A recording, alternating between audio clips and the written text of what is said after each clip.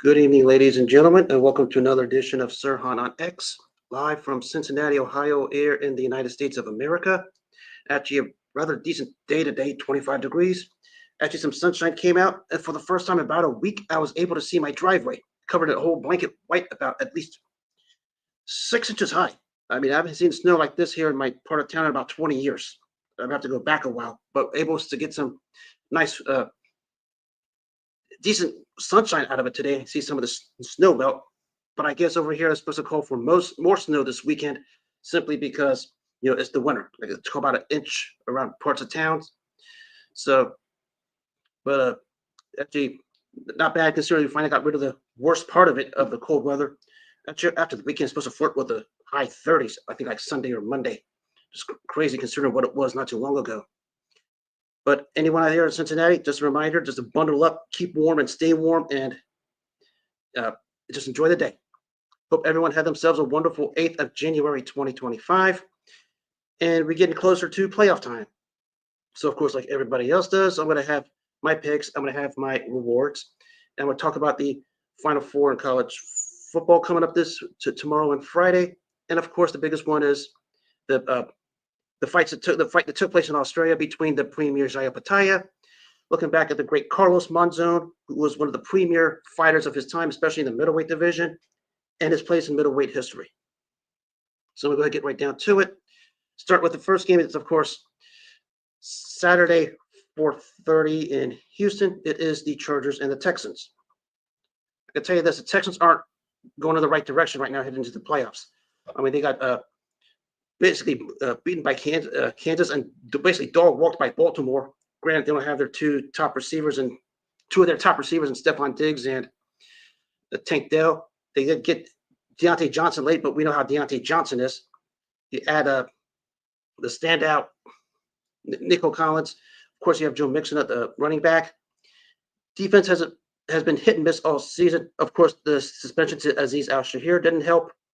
Going against a Chargers team with a very strong play this season from the standout Justin Herbert, who was very efficient this season.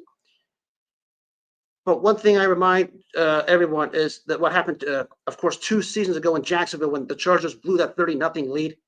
I'm sure it's going to be fresh in some of the minds of the Chargers and, of course, the players. But I think Jim Harbaugh is going to remind them of it and use it basically as a motivational tool to teach them how to basically move on from it. Because I think they have a golden chance here to move on to it and right that wrong Saturday in Houston. I think this is going to be a close game between the two teams. Very even matchup, sort of an even matchup both ways. But I like the momentum the Chargers are playing with going into this game. I don't like the momentum Houston's playing with. I back C.J. Stroud every chance I get, but they have a better quarterback on the other side and a more efficient one in Justin Herbert. I think that's where the difference is going to lie. I'm going to take the Chargers on the road in this one. This should be a pretty darn good one. I don't like the direction Houston has played in recent weeks heading into the playoffs. Of course, the Saturday night game. I don't know why it does want to wind up on the Prime Network. It's a head scratcher to me. Is, of course, the renewal of the all-time great rivalry of the 21st century between the Steelers and the Ravens. It's supposed to be. I heard someone told me it's supposed to be snowing in Baltimore. If so, great. Football weather and snow is great football weather. As I said before, if you don't like football weather, then you're a woman disguised as a man. I'm sorry. If you don't like football weather, you don't like watching games in football weather, whether it be on the television set or out there, you're a woman disguised as a man, and I can't deal with it for that reason. Football weather, this is made for football weather, and this is the perfect game for it. We consider the styles of these two teams. Again, another case of a team going in the wrong direction in Pittsburgh against a team in Baltimore who's playing pretty darn well right now. I think Tomlin's going to have his guys more prepped for this game than he did in the season finale against Cincinnati, because I think they knew they were going to play Baltimore, and I think they sort of, kicked the can a little bit. But I think they would have his team ready. I think it's going to be a much closer game than people think. I saw the spread was around like 10 or 11. I'll take Pittsburgh to cover, but still give me Baltimore at home. I think they're just playing too good right now. I know the uncertainty of their wide receiver, Zay Flowers, but Rashad Bateman's played pretty darn well himself. I think he's going to fill the void there. Of course, the two tight ends, Isaiah Likely and Mark Andrews. And of course, the two-headed monster that spearheads this is Lamar Jackson and Derrick Henry.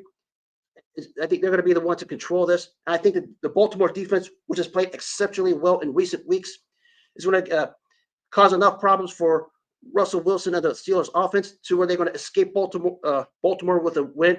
And I think it's going to be a much closer game than people think. I don't think it's going to be a 10 or 11 point spread. I think Steelers find a way to cover it, but they're still not going to be good enough. Give me Baltimore on the home field. Now the three games on Sunday. This is Denver at Buffalo. Of course, the Broncos getting in. You can dissect it any way you want. They were the more deserving team of that 7th seed in the AFC playoffs. They earned it. But this is where the road ends. I mean, Bo Nix has played exceptionally well. That defense is legit. We talk about Pax Surtain and, of course, Nick Bonito and among many of those players over there on that defense. Problem is they're going against an MVP candidate in Josh Allen right now, and Josh Allen's just playing phenomenal ball especially on their home field. I think Buffalo's going to win this one. I think the Broncos are going to keep this close as much as possible because that defense is going to cause some issues for the Buffalo offensive line because that Denver defense, as I said, is legit. But I still think Buffalo is going to find a way to get the win at home. It's going to be a close one. But I still tilt the nod of Buffalo. The next one, of course, I went back and forth on this one because, of course, there's a lot of issues with both ways on this one. It's Philly and Green Bay. Biggest one here, of course, is whether or not Jalen Hurts is going to be out of the concussion protocol. But the word is he's going to be. Of course, the Green Bay Packers lost Christian Watson for the season. Poor guy can't catch a break. I know Jordan Love got hurt in the Chicago game, but he should be fine. I expect him to play. Of course, who knows how Nick Sirianni is going to coach. If you ask me, I'm going to give you my pick today. Of course, I might change it tomorrow. If you give it to me today, I'm going to take Philly at home, albeit by a hair. I think Philly might be on that upset alert watch because I think Green Bay has the potential to have one of those teams that could go on a nice run if they put it all together. We talk about a top 7 quarterback in the NFL and Jordan Love, and that offense could just cause problems. That defense has played better in recent weeks. But I still think Philly at home, albeit by a nod, but it's all going to depend on the health of Jalen Hurts because, he spearheads what they do on that offense. If they have to resort to Kenny Pickett, then probably the Packers win. But the feeling is Hurts is going to play. So give me Philly in that one. I think that it's going to be in that 28-24-ish type ball game either way, but I'm taking Philly at home. But the game of the weekend is going to be in Tampa with probably 2 of the hotter quarterbacks in the NFL right now. I mean, right now, I couldn't find 2 hotter quarterbacks than Jaden Daniels of Washington and Baker Mayfield of Tampa. But, of course, the story here is Marcus Lattimore is coming back for Washington. And you know what that means for Mike Evans. Get ready because the gloves are going to come off because you know how those two feel about one another, being Mike Evans and, Marcus Lattimore. Jaden Daniels, my offensive rookie of the year. I'll touch on that when I get to my awards. I put Baker Mayfield as my MVP candidate because he's had a stellar season, especially we consider how he's really played better after losing Chris Godwin for the year. And of course, he lost Evans for a couple games, but still, he came back and still managed to put up a MVP type season. Got Tampa Bay winning the NFC South and the home playoff game. I think they're going to be. I think that both defenses are going to not the greatest, as we know, and I think both are going to give up big plays here and there. But I think it's going to come down to, I think Tampa just has enough ammunition to get the job done on their home field. I think between these two, as great a season as Jaden Daniels had, and he's been spectacular by his standards, give me Baker Mayfield and the Tampa Bay Buccaneers at home. I think this has the makings of a 38-34-ish type game because neither secondary is particularly great. I know Marcus Lattimore is coming back, and I think he's going to help. Problem is they still give up big plays, and I think Baker Mayfield, we see how Baker Mayfield can be when he has some sort of a chip on his shoulder. He finds a way to play better, and I expect him to do it here Sunday night. Give me Tampa at home. And on Sunday, the Monday night game, I don't know why we have playoff games on Monday night. It just doesn't make any sense. It's the Minnesota Vikings and the Los Angeles Rams. Another one I went back and forth on. Again, I will go, you ask me every now and then, I can flip my pick. I think this is an intriguing matchup with the Vikings defense against the Rams offense. Question I have is, we saw what Sam Darnold was last week against Detroit. Can Sam Darnold find a way to get it together for this playoff game against the suddenly hot Los Angeles Rams, who's played very well? The only exception was a game against Seattle, which they just sat guys. But I think it's going to come down to whether Minnesota's defense can slow down that two-headed monster of Puka Nacua and Cooper Kupp. And of the two quarterbacks between Matthew Stafford and Sam Darnold, still give me Matthew Stafford. I know Sam Darnold's had a magnificent season, a terrific season, and I know he didn't play all that great against Detroit. But at times like this, give me the guy that's been the proven commodity, the guy that's been there, done that, who won the Super Bowl in Super Bowl 56. Give me Matthew Stafford and the Rams at home. This one I think is going to be a 26-23-ish ball game, but I'll take the Rams at home. I think the two-headed monster of Kupp and Nacua is going to make enough plays to help LA advance. So that's my 6 picks. Is, again, to reiterate, it is the Chargers, the Ravens, the Bills, the Eagles, the Buccaneers, and as I just said, the Rams. Yeah, a couple of those I might change tomorrow because a couple of these games I think will be real good ones, especially in the NFC, where you had 6 teams with 12 wins or more making 7 teams with 12 wins or more making the playoffs. That's crazy. Of course, everybody's favorite topic this time of year is the NFL awards. I'm going to go ahead and give you mine here real quick because everyone's going to be a hub. Actually, I want to start from the least significant to most significant. I mean, MVP in the last. Actually, the first one is a gimme. Comeback player of the year. It's a no-brainer. It's Joe Burrow. Number 1 across the board and all the passing numbers. Sensational season. I mean, he showed the world he's still a top 4, top 5 quarterback. I mean, he did all he could to get Cincinnati to the playoffs. Not all his fault, but definitely the comeback player of the year. Earned it, deserved it, rightfully his. The defensive rookie of the year. This one to me, I didn't see much candidates, but I look at this more as a no-brainer because of the job he did in this Eagles secondary. Give me Quinion Mitchell. I think same here. The job he did with that Eagles secondary, helping him get to that record. Maybe there's a guy or two I'm missing somewhere. You're more than welcome to, help me out with this. But everything I've seen points to Quinion Mitchell winning the defensive rookie of the year. Now, of course, the offensive rookie of the year. Let me acknowledge, Bo Nix has played sensational, and he just came on. I mean, he came on out of nowhere to get Denver in the position they're in. Let me reiterate again. The Broncos deserved the 7th seed in the NFC, period, end of story. And it's because of Bo Nix's play. Stellar job. But we talk about the totality of the season and the totality of this award. It is, in my opinion, Jaden Daniels. I mean, what he's done no one could foresee Washington winning 12 games. I know everybody's going to say they had a so-called easy schedule. I guess they only be like 1 or basically 2 teams with winning records. Doesn't matter. Even then, nobody could forecast Washington winning 12 games and being in the playoffs, and no one could foresee Jaden Daniels just playing the way he was this season. That should stand for something right there. I think he gets a nod from me. Although, as I said, Bo Nix played exceptionally well down the stretch to get Denver to the 7th seed in the AFC. There's going to be some votes for him. I think it's a 2-horse race with those two and those two only, but my vote goes to Jaden Daniels. Now, the next one for me is the defensive player of the year. A lot of candidates for this one. TJ Watt, Trey Hendrickson, Pat Surtain. I could throw a couple of others, but those were the top 3 as far as I saw it. But for the totality, again, I try to put the numbers out because I think stats don't tell you anything, because if you base everything on stats, you're not doing this right. His impact still tells it in Pittsburgh. That's TJ Watt.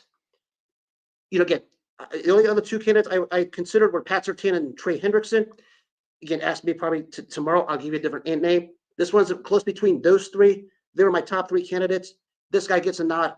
His impact still shows, even though he does number. You can forget about the numbers or this garbage stats. A lot of you guys in the social media world love to use. Think about the eye test more than anything else. TJ Watt still makes an impact. He's my defensive player of the year. The next one here is the coach of the year. Let me just say this before I proceed. Had Minnesota beat Detroit Sunday night, had they beat Detroit, I think Kevin O'Connell sweeps this. And I think it would have been unanimous across the board.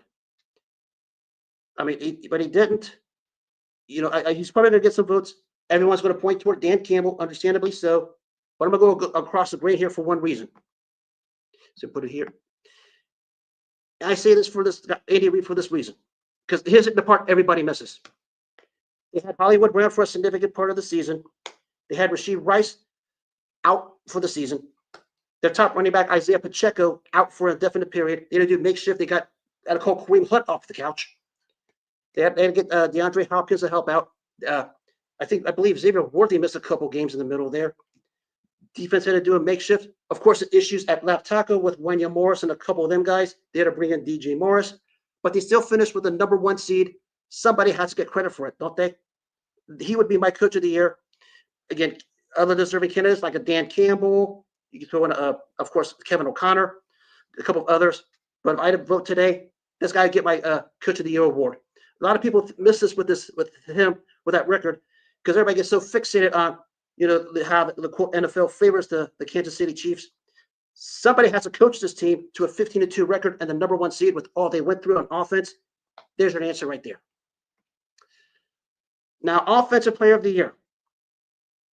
This is a coin flip. I did not make a pick because I would like to have a co-Offensive Player of the Year with these two candidates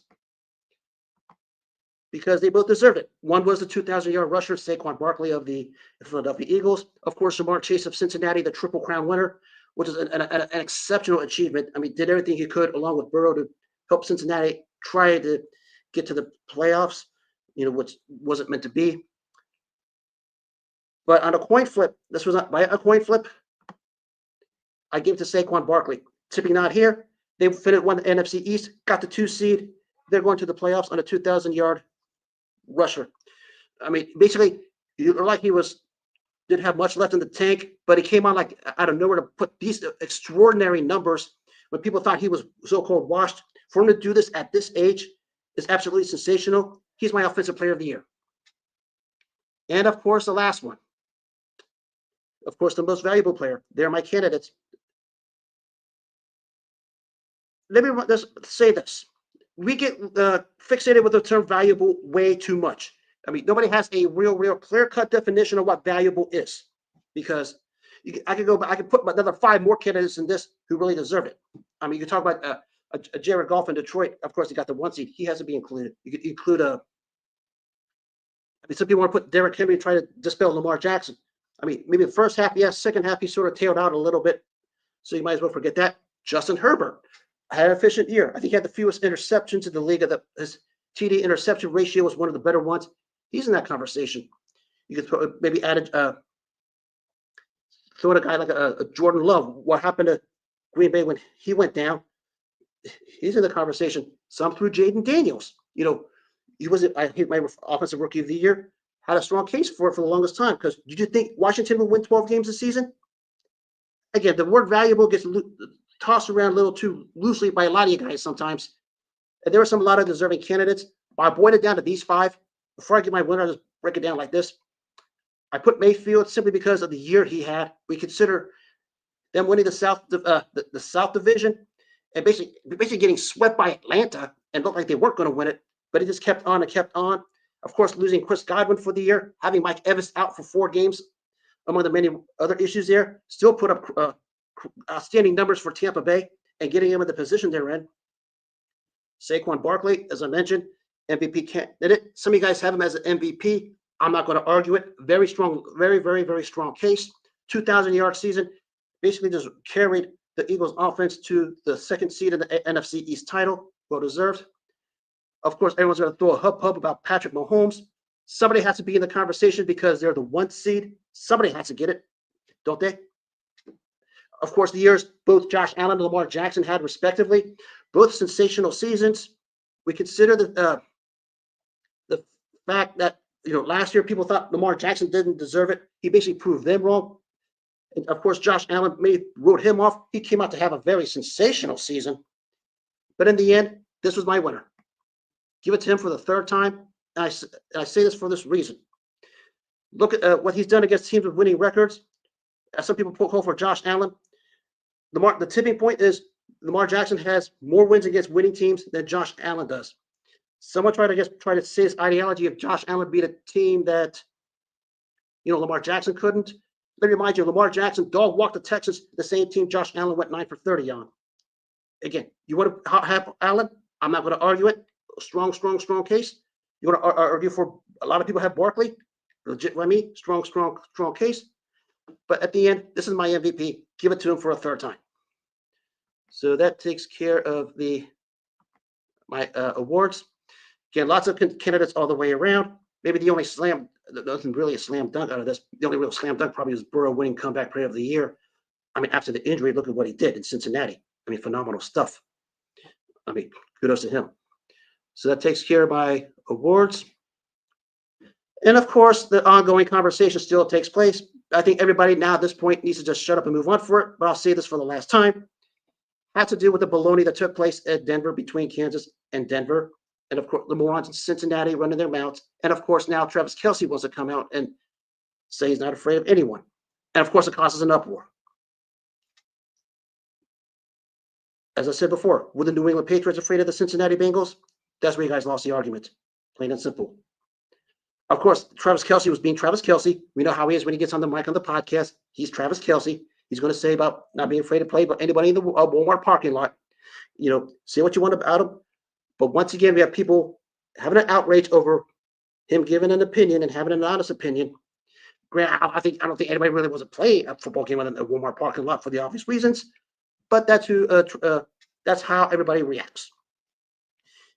Because if they were really afraid of anyone, you would know it. I didn't see anything that said that they were afraid of anyone. How the hell are you going to be afraid of anyone when you've won 3 Super Bowls in the last 5 years? Not you more likely going to go to your not going to be things like the 8th straight AFC Championship game once you beat your division, the winner in the divisional round, which I think is going to be the Chargers.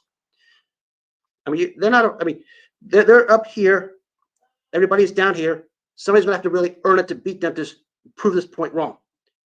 Right now, they have the right to say and do anything they want. That basically, at this point, I think everyone needs to just cool it. It's over. You guys in Cincinnati, move on to next season because this conversation is over and dead. Denver's going to the playoffs.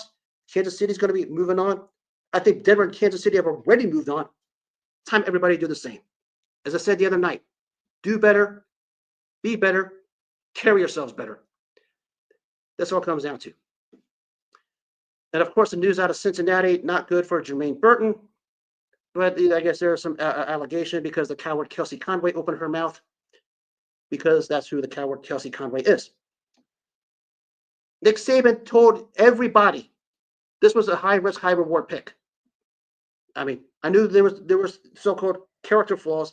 And if Nick Saban, who's seen him firsthand, tells you there's going to be character flaws, you better listen. All you guys in Cincinnati didn't want to listen. He warned you on draft night this was going to happen. Of course, early in the season, I forgot which week it was. He had the healthy scratch because he was late to a team practice. And of course, he had the other one before the game at Pittsburgh. And now we know it's because of this. Again, if you guys want to read the details, you can. I can't because I'm not giving the coward Kelsey Conway the time of day for it. But there's, of course, some kind of a document in the Hamilton County Clerk of Courts. I won't go to divulge into it because out of respect to someone's privacy. It's there. You guys can read it for yourselves. So have at it. But people warned, Nick Saban warned everybody on draft day when the Bengals drafted Jermaine Burton, this was going to be the result. It was a high-risk, high-reward move with a baggage he brought. Looked like he didn't want to leave the baggage behind at Alabama.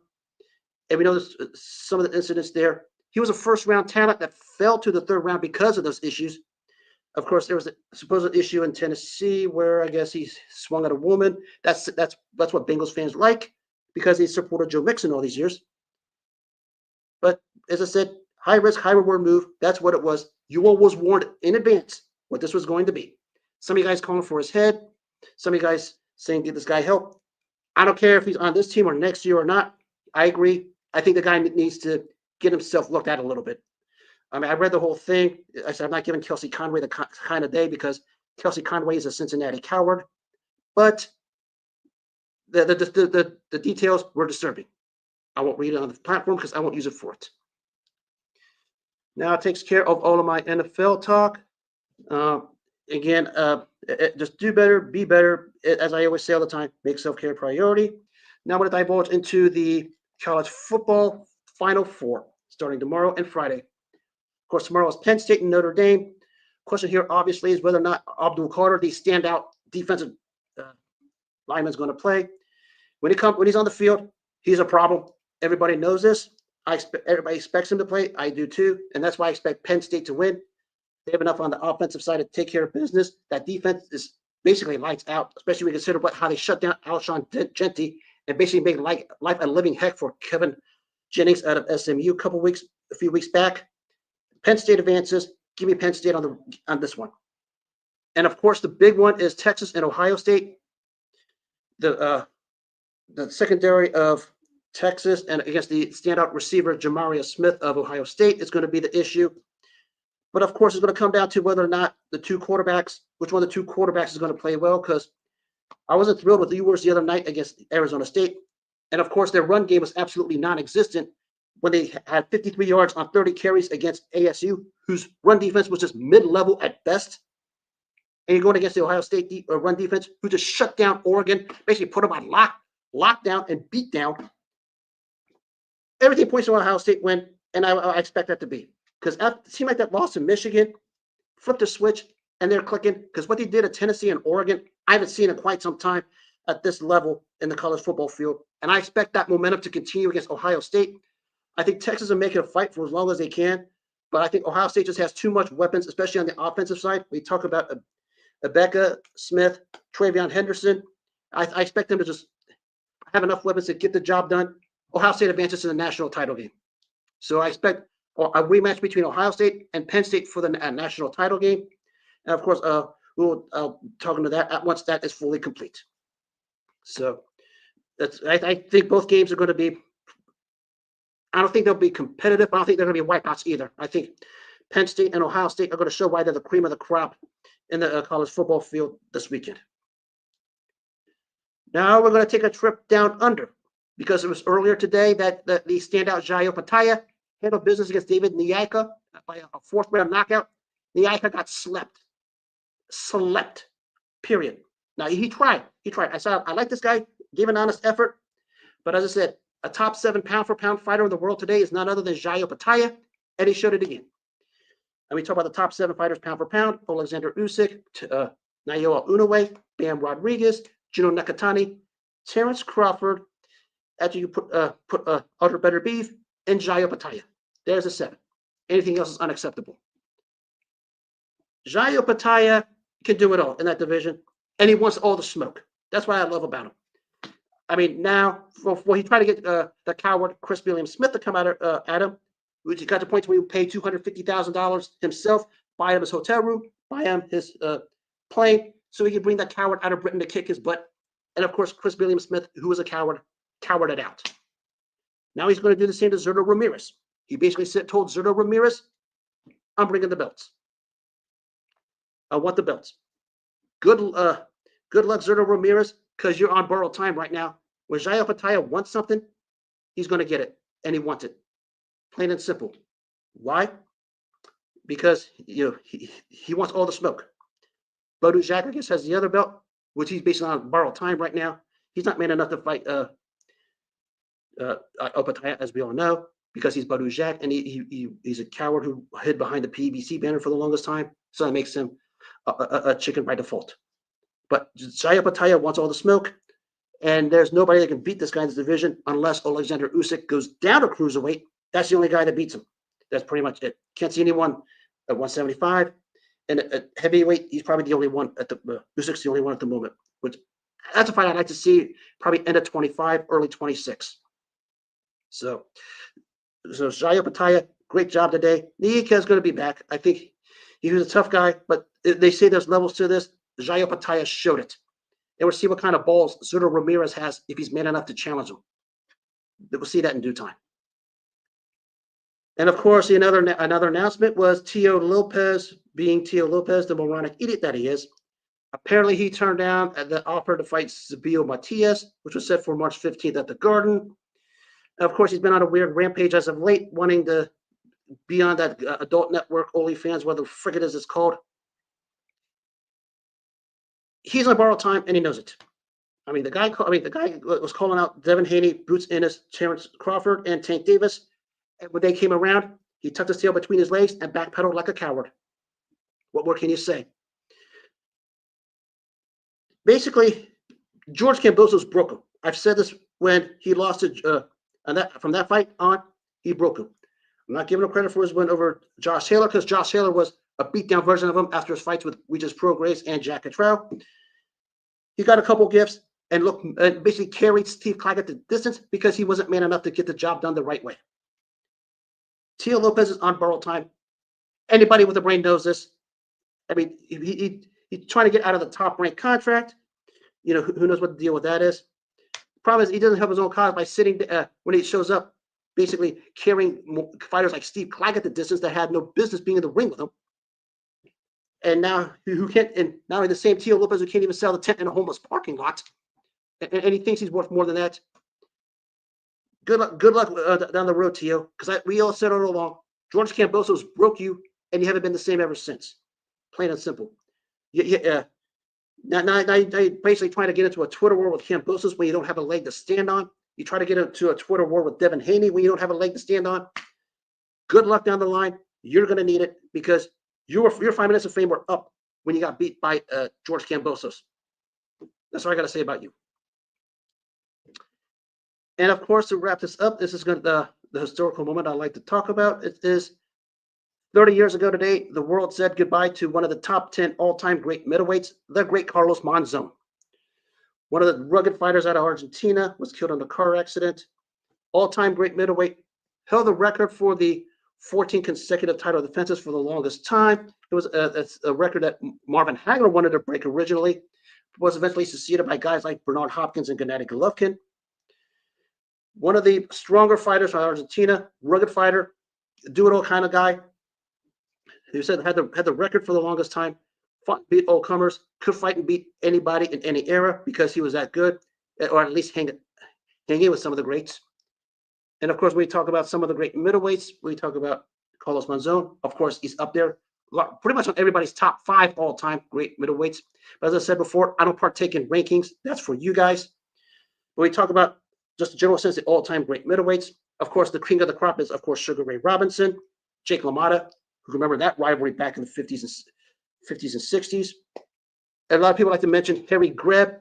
You know, I don't know much about him, but everybody seems to want to put him in the top 5, top 6, pound for pound all time, when there isn't really any footage or anything to display where he belongs there. Throwing some other guys, Bob Fitzsimmons, for your newcomers, before Roy Jones won the fake heavyweight championship from John Ruiz. Fitzsimmons was the first middleweight to win the heavyweight title, the real heavyweight championship, over 100 years ago. That was a record that Roy Jones was chasing, just so you know. It was Bob Fitzsimmons who had it originally. Of course, he's up there in the all-time great middleweights. You can throw guys like Tony Zale, even Stanley Ketchel, Charlie Burley is up there. The toy bulldog, Mickey Walker, talked about him as a welterweight, had a great run as a middleweight. Maybe the more moderns, of course, Bernard Hopkins, the last real undisputed middleweight champ who won it the right way. The body snatcher Mike McCallum, underrated fighter during that time, doesn't get talked about enough. Also up there, James Toney, obviously, when he beat Michael Nunn. Go down to the list of course, Gene Fullmer and Dick Tiger, 2 other guys are on that list. Of course, I talked about Tiger a bunch of times, 2-time legit world middleweight champ. When it was just a 1-belt era, had the 3-fight series with Gene Fullmer, basically won all 3 fights. And of course, he eventually lost to Emil Griffith. Griffith is on the conversation. We talked about him as a great welterweight, also up there as a great middleweight. Some other standouts we could talk about. Of course, Joey Giardillo's up there. Alan Minter, the guy Marvin Hagler beat to win the middleweight title overseas. He's up there. He's in the conversation. Of course, Carmen Basilia. I mentioned him several times. Great fighter in those weight classes. Put him in that conversation. I could go all the way back to a fighter named Laszlo Papp, who probably has a strong argument to have the greatest amateur career of all time. Wasn't allowed to fight for a world title, largely due to crazy reasons I won't get into. But his amateur career was a standout. You talk about other guys. Ezra Charles was in that division. Cincinnati's own Ezra Charles. started his career as a middleweight, of course, known for the greatest light heavyweight ever, and became the heavyweight champ. Let me remind you again, the weight gains at that point were different than they are today. So going from middleweight to heavyweight was a bit unique in its own way compared to now. But the middleweight division, like the other ones, deep, very, very standout guys. Of course, some of the classic fights in that division, all-time came in that division. We talk about the standouts between Robinson and Lamada. Of course, Tiger Fulmer, the trilogy. Of course, the golden era of the 80s when Sugar Ray Leonard, Thomas Hearns, Marvin Hagler, and Roberto Duran mix it up. The first fight between James Toney and Mike McCallum was a heck of a mixture of a good fight and a good technical chess match both ways between two purists of the sport, because that's what Toney and McCallum were. Great depth in the middleweight division, and basically it's sort of sad to see what that division has come since Bernard Hopkins reigned as a champ. Of course, Gennady Golovkin was a belt collector, didn't want to at that point, but even after that, the division just tanked. I mean, it was one of the original glorious divisions. We talk about some of the premier all-time upper echelon great fighters. Some of them come from that weight class, the middleweight division. And some of the names on there would absolutely blow you away who's on there. But even not only the fighters, but even some of the fights in that division. If I put a list of some of the if I had a top 20 list of fights of all time, I'd probably say half of it will come from that weight class, because that division was filled with glory at a real golden age, when that was the golden division of all the sports, at least in boxing, outside of the heavyweight division. What a heck of a division that was. Now I don't even know who do you have in the middleweight division? Janabek, Denzel Bentley. I mean, I've been a backer of Denzel Bentley, but really, nothing against Denzel Bentley, but it's more of a what happened, the fall of the division, which needs to be studied a lot of after Bernard Hopkins wiped out Felix Trinidad in 2001 at Madison Square Garden to break Carlos Monzon's record. Because after that night, the middleweight division just tanked. I mean, I don't even know who's a legit champ, who's a real legit champ right now. I mean, it's a sad story. One of the original 8 to 4 of this position. Boy, I wish I could turn back the hands of time to watch this again. I miss those days. And that'll wrap up this edition of Sirhan on X. I hope everyone has themselves a wonderful 8th of January 2025. I will be back at it tomorrow night. Until then, have yourselves a wonderful rest of the night. Those in the Cincinnati area, stay warm. Don't go outside unless you have to, because it's still pretty cold outside. It's supposed to drop to 10 degrees, and there's some kind of a severe warning weather in terms of the cold for tomorrow. But always, and I say this to everybody worldwide, even the ones I love, the ones who love me, and the ones who don't love me, I still say this. Make self-care your number one priority, because that's the only thing that matters and nothing else. Take care of yourself first before you take care of anything else. Because if you don't, you're basically an option at this point. Until then, have a good night, take care, and God bless.